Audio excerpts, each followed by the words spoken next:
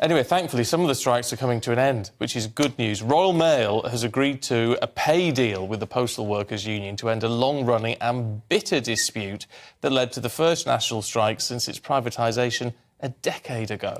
Well, the company said it had reached a deal after talks with the Communication Workers Union, which represents around 112,000 postal workers. Let's talk to Andy Furey, who's Deputy General Secretary of the CWU. Good to see you, as always, Andy. So what's on the table with this deal, then? Because last time we talked, you made it very clear that money is an issue, obviously, but it's also about working conditions and where you saw management taking the company. So what's changed?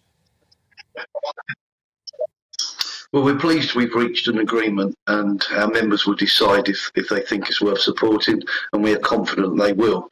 The agreement provides for no compulsory redundancies. It ensures that the union is involved in change on the ground and nationally, and it gives protection away from the gig economy and protects jobs and our working conditions. So it's a package. It includes pay.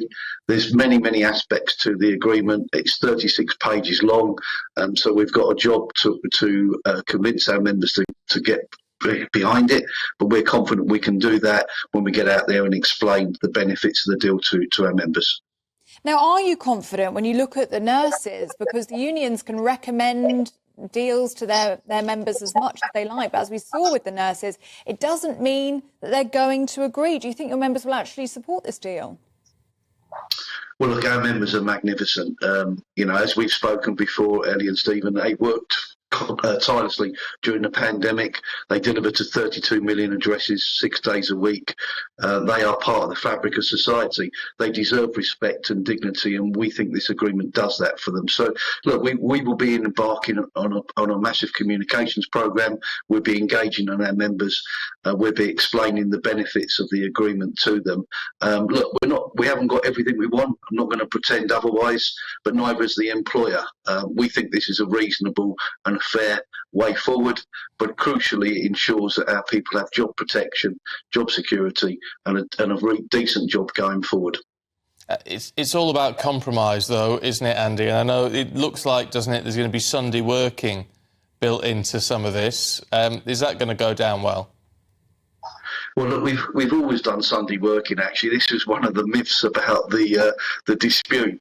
I mean, we've got thousands of our members work every Sunday ordinarily. So new entrants will be contracted to work Sundays, maximum of 5 days a week. So there will be proper rest days.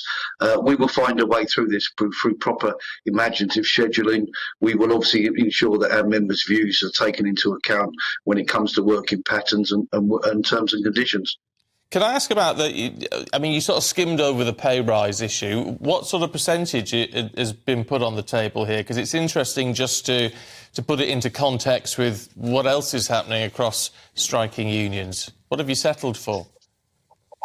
Yeah, well, Stephen, as you reported when we've met before, we've always said this was never about pay in totality.